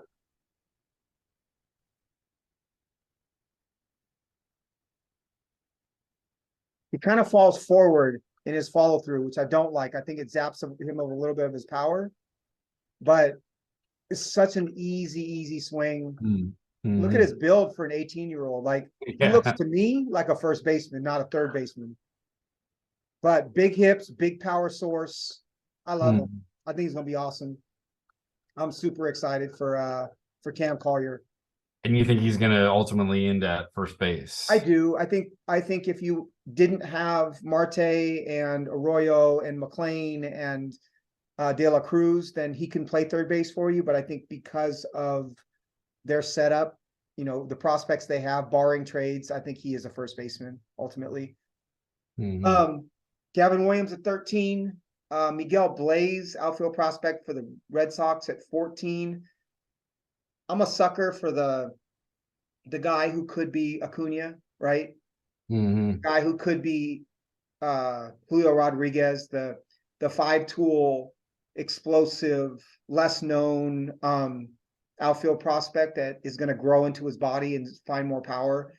And I think Blaze is that. I look for the quick twitch, the explosiveness, and then the ability to put the bat on the ball. And that's what I see from him. Do you have Blaze in your top 20? No, I don't, but I have him in the 20s to 30s. Cool. So he's and close as well. and that's a promotion for as far as my rankings go. But he's another example of a 19-year-old that has fallen a little bit after the hype early because of stats. But again, you got to stick with the player and not what you're seeing right now with the stats. Well, what's interesting with him is 247, 300, 651 OPS, only 97 at bats. He's got the one home run, which in my mind, you're talking about a skinny 19-year-old who's going to grow into his body, right? That's another thing to consider is a lot of times you get players from Latin America whose nutrition hasn't been great, right? The access to gyms and access to all the different things that American players have. And then you see like a Ronnie Mauricio go from a stick figure to like huge, looks like a first baseman. And I think that's the case with a lot of these guys. So Blaze, I think, will grow into his body. He is 6'3". And the other part is he has 11 steals. So it's not as if he's not producing, even fantasy wise, not producing right now. It's just that he's not doing what people wanted to see. He's turned out a lot faster than people initially thought as well. Yep. So Blaze, I have at 14. Harry Ford, I have at 15. We're kind of all on the same page with those, which is preference. Who are your 11 to 15? Okay, so I have Marte at 11. And then two guys who you're gonna laugh because I'm eating crow on one. The other one we had lower because you labeled him as the Great White Hope. So let me say one thing. I have both of these guys in my top 20 as well. You know who I'm talking about? I have both. I have one at 19 and I have one at 20. So my number 19. Okay, I won't steal your thunder. I'll let you say them and I will tell you. One of them I know for sure is right. And both of them struggle versus lefty. So Colton Cowser I have a 12. That is not the one, but he's of similar vein. So okay, and then Evan Carter at 13. And then that's probably the one of the ones you identified. I have Carter at 19. I think he's going to be good. I think if he's great in the Kyle Tucker mold. I don't think he's Tucker. I don't see the athleticism that other people do. And I did call him the Great White Hope because, not to be offensive, but I do think that 90% of the people who talk prospects are white, and they're looking for. They used to say that about Larry Bird, right? All the white dudes love Larry Bird. All the brothers loved Magic Johnson, and I think the white dudes are looking for the next great white guy. And Evan Carter is that to me. I think he got a lot of helium because of that. He plays for the Rangers, right? There's not a more white team than the Rangers, in my opinion, given their nickname, all of it, right? So I've got Carter at 19. I can't knock him down too low, but I do think he's being overhyped right now. Why do you have him where you do? I think he's showing a little more power, a little more higher EVs, which have been surprising. I just like, I'm trying to stay consistent with with looking at the data, the combination of eye contact and quality of contact with EV. So he's showing that, and that's why I moved Hauser up as well. My two big cautions about these two is, if you look at their splits, these are like 2-10 batters versus lefties. Hauser is walking more against lefties. That's going to help. I have Hauser ahead of Carter because I trust Baltimore. Love their system. I like how they developed him in AAA. He does have the pedigree. I don't think it was a reach to draft him at 5 a couple of years ago, but again, is he going to turn into that center fielder, left fielder who hits 20 home runs, has high OP on base percentage, but struggles versus lefties. So that's my only caution, but I like the proximity there. But with Carter, Carter does have the athleticism over Hauser, fast player. I think proximity is interesting with him too, because they don't have very many openings on the infield in Texas, but they're looking for those outfielders. So I could see him as playing out pretty soon. Moving him through. He's in AA right now as a 20-year-old, 20 and a half year old. I could see him AAA into the year, and then starting next year in the outfield for Texas. What power grade do you give both of them? Hauser I have at 55. He's showing more power right now in AAA. And Carter probably the same range. I had him at 50 at the start of the year. I upped him to 55. So part of why I ask is a lot of their value is in their on-base skill, right? Their ability to draw walks. And my question always with high walk percentage minor league hitters is, are they a threat to do damage to the baseball if major league pitchers pump strikes to them, right? Are major league pitchers going to be scared to pump strikes to Colton Hauser? That's why I moved Hauser up. I think the answer is yes. I think he's starting to show that hitting in AAA right now. Okay. Especially versus righties, he destroys right-handers right now. Right. I think the answer for me is TBD on both of them. I don't love either of them as athletes, right? I know that they are good athletes. I don't know if they're great athletes. I think there's a difference between the athleticism of Hauser and Evan Carter versus a Miguel Blaze, right? Or a Jackson Churio or a James Wood. That makes me doubt them slightly. Like I said, I do have Carter at 19. So I think his skill set is a little more well-rounded than Hauser's is.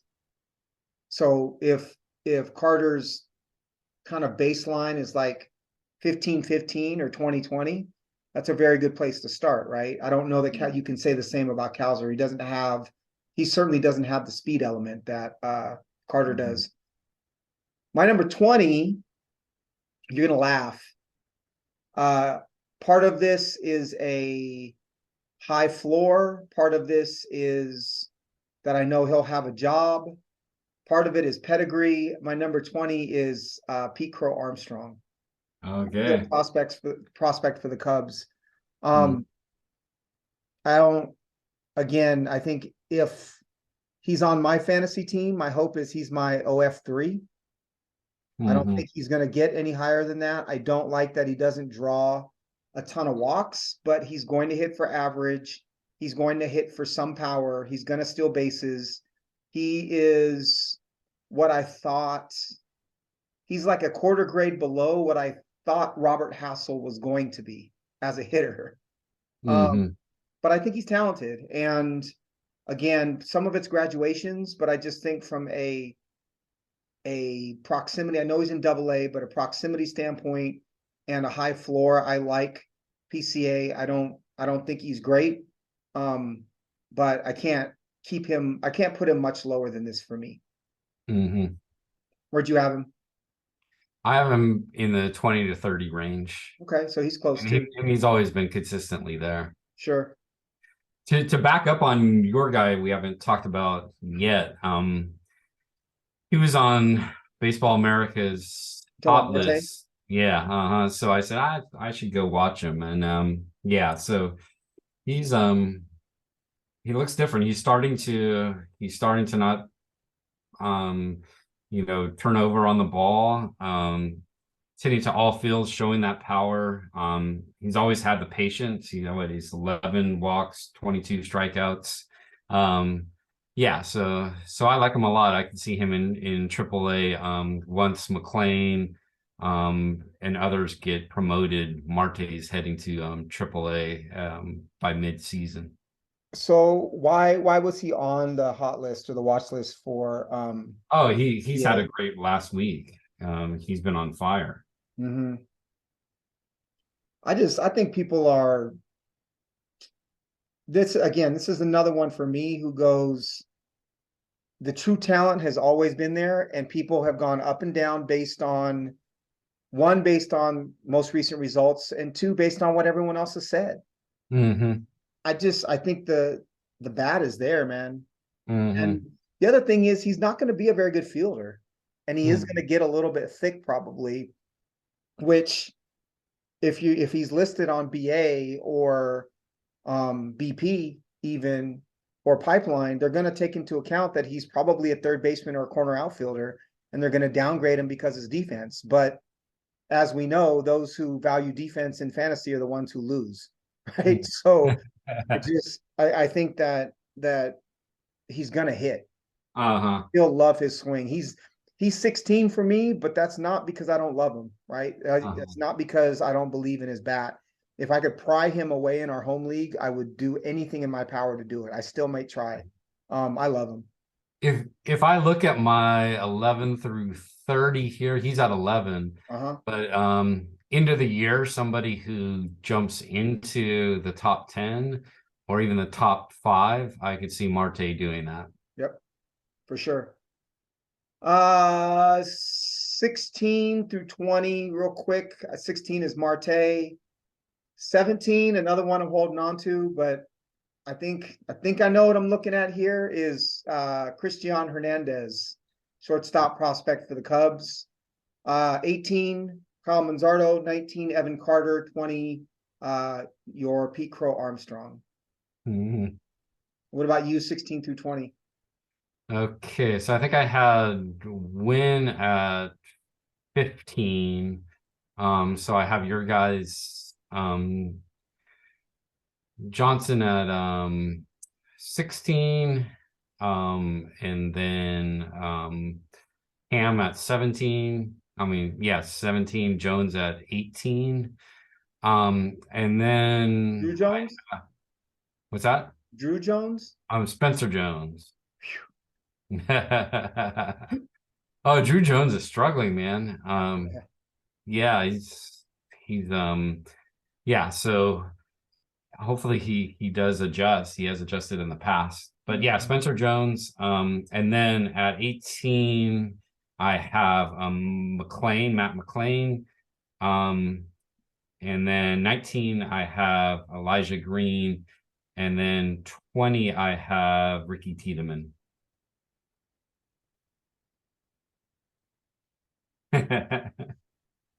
Where to start? And also there's one that I debated with Tiedemann, that's doing well, draft pick from last year in the Houston, or Drew Gilbert, who's I like Drew Gilbert, who easily will be, I think, in my top 20 next time. That's the first thing you said. A good thing you said in the last 3 minutes here. So I'll justify McLean, a first round pick out of UCLA, also a high pick before he went to college. Always had the talent, the pedigree. He came out of college and early on as a high hit tool. He's showing that hit tool now in Louisville. I think he's 55, 60 when it comes to if he has that second base eligibility. I think when he comes up, their shortstop situation currently is awful. So when he does get the call, he's going to play shortstop. I could see him eventually moving to second base. He's a decent fielder. I just love his athleticism. I think he could have that consistency in Cincinnati. That 55 power can be upped because he is in Cincinnati. So I just think because of that second base eligibility, he's worth that investment. He could be that steal, 15, 20 home run guy. Decent batting average, decent OPS.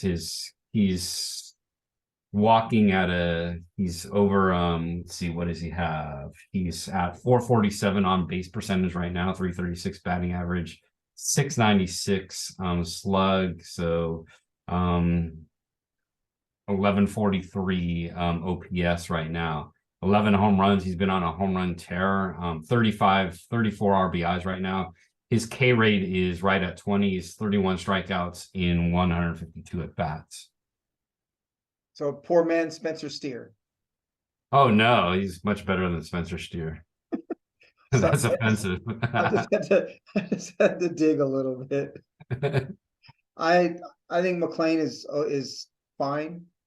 I think if he's your starter at second base or shortstop, you're probably always looking for somebody better, but that's just I don't see it. The park I think can help him a bit. But I don't see a star personally. Just missed, anybody on your list that's just missed that you wanted to mention? Or Gilbert was my just missed here. Okay. Let's see, as far as there's some moving down. So Mead moved down. I don't know where Mead is. He's not showing up in the box scores, and they're always quiet about what's going on with injury goes. Lawler has been a dive for me. Let's see, as far as just miss, Westberg is a just miss. Andy Rodriguez is a just miss for me. Demotion, as far as the list goes, it'd be Merrill. He's out of the top 30 now. He's between 30 and 40. Fralick is also one that has dropped because of his injury, and he had a slow start. One that we have debated in texting that has gone up quite a bit for me is Kierstad with Baltimore. Let's see, Hence, you have injury questions there. But I love Hence. Abel is interesting. He's pitched well so far, and I can see him continuing to ascend. But he's not a just miss. He's just one of those ascenders for me. Sure. Clace, I like Clace. I like to see less swing and miss, but he's somebody that jumped onto my top 100. Yeah, so those are some of my guys there. So some of my just missed, Junior Caminero, we talked about. I like Westberg. I rostered him. I don't know if he's just missed top 20, but I think he's certainly top 40, top 50 for me. Drew Gilbert, I think, will probably end up in my top 20 by the end of the year. I really love him. Spencer Jones and Lazaro Montes, I considered for my top 20. Two big humans. I wonder if I know Jones is an athletic freak. He's super fast. I do wonder if he wasn't a Yankee with that short porch in right field, if he would get the same kind of talk as he's been getting. But I think he's could potentially a great player. Lazaro Montes, people don't talk about. He went from being like 6'4", 6'5", skinny, playing some center field, athletic, to there's no way in hell he plays anywhere but first base. He looks like freaking Sam Horn at this point in time. Super thick, huge dude. There's a clip of him hitting a 450-foot home run in minor league ball or in Dominican ball, whatever it was. Just a mountain of a dude. It'd be really interesting to see what happens with him, but there's good bat to ball skill with someone that big. I will take. Dalton Rushing's another one who was a just missed. I don't love ranking catching prospects that high, but I think he's going to be a very, very good player. You have him above Cartaya now? I do. I absolutely do. Andy Rodriguez, we've talked about. I'm low guy on Tiedemann, which is funny because I was like amongst our group, first guy on Tiedemann and then low guy on Tiedemann. It's too bad about Hentz. Jordan Lawler, I'm pretty low on. It's a wait and see. If I'm proven wrong, I'm proven wrong. I don't love, I love the athleticism, don't love the approach. And then I'm watching Marco Luciano very closely because I think the talent is there. It's just a matter of situation and injury playing out. And then Elijah Green is also a wait and see for me. What about since you mentioned Seattle here, somebody that's jumping up lists is Gabriel Gonzalez as well. What's your take on him, since you're following them quite closely with your blog?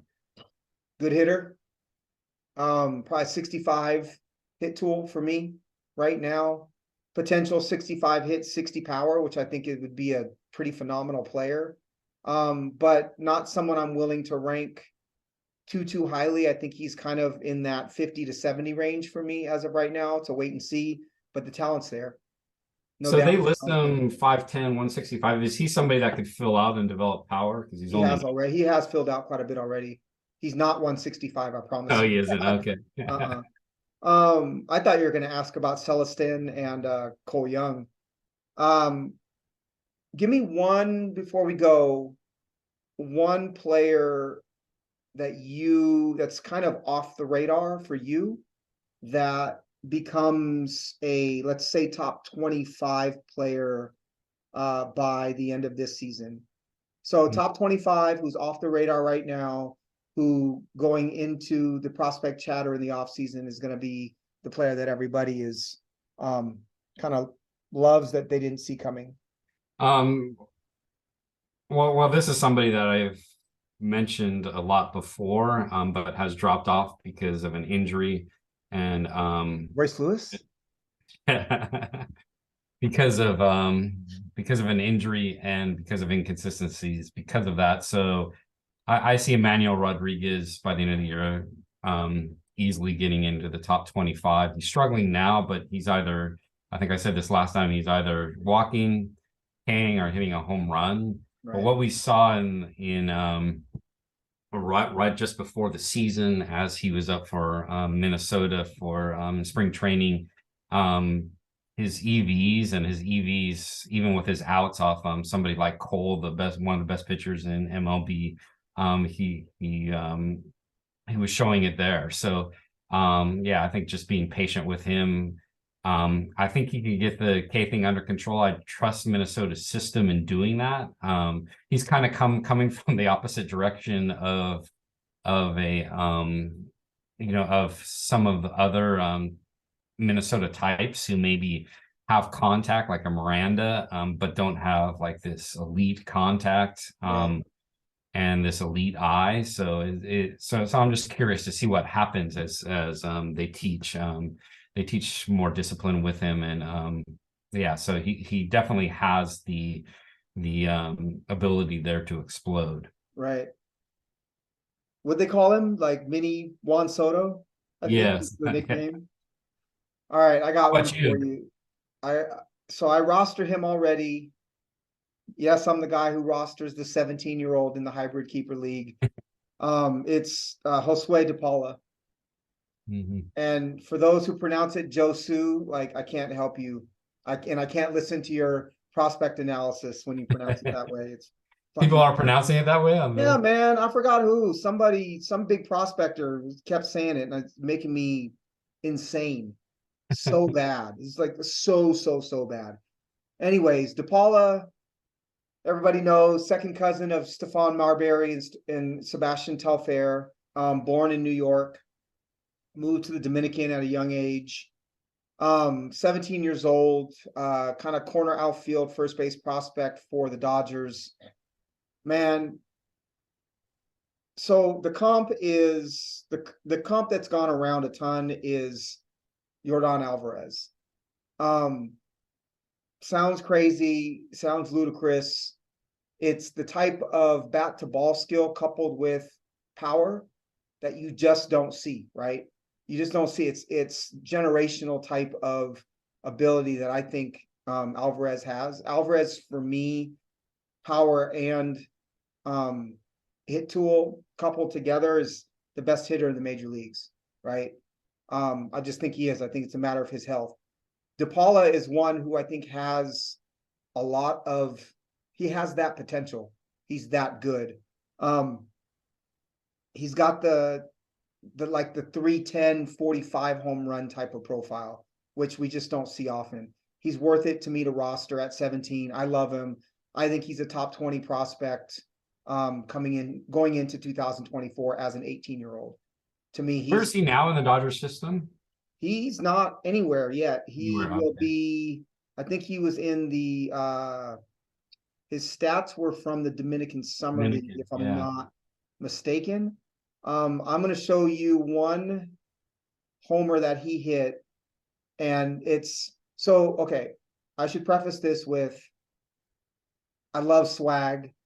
I love style. I think I'm a sucker for players who have a little bit of soul to them, right? And by soul, I don't mean color. I mean kind of style, rhythm, the way they move. And this guy's all that, right? This guy's just, he's my next like favorite player. So here is Josue DePaula. We'll go back here. Look at that little hop too, right? I can't not love that kind of player, man. That's just, and like I said, the bat to ball and the explosiveness off the bat is insane. Mm-hmm. And you look at him at 17, right? And he's got, he's going to fill out. He's going to start to hit for more power. I love the dude. I absolutely love the dude. He's my next kind of greatest player, and we'll see what happens with him. But that's my guy. That'll be in the top 20 going into next year. Oh no! You should watch the people in the background there. It's like their reaction is like, here, let's. Why are they watching baseball if they're just gonna sit there? Let's go back to it. There's the guy with a water bottle there. He's watching. He's just, just gonna watch it. Nothing. Yeah, I know. Man, I'd be jumping up and down, running around in circles. That's bad. Maybe he's not that good. Oh shit. I love it. Cool, man. That's ridiculous. Well, this was fun. We need to come back and do talk about the debuts. We didn't even get to that part. We've seen Volpe, Gunnar, Corbin Carroll, the rest. But Carroll with a big sigh of relief. I thought he was done for the year when he ran in the wall. That would have been super scary. Yeah, we haven't talked Bryce Miller, Mason Miller. We were probably high people on Bryce coming into the season. Is your Yankees hat for Aaron Judge today? What's the I can't find my Seattle hat. I don't know where it went. So I had to go with a backup here. It went with Teoscar Hernandez's slider swing. That's where it's gone. Probably threw it in the paper shredder after seeing him strike out again. What he's at 37% K rate? I think so, and just over 3% walk rate. It's ugly. Oh, the Mariners. Yeah, so maybe when things warm up, he'll that's do the hope. better, they always say at this point. That's the hope. It was fun, brother. All right, take it Always easy. is. Good to see you.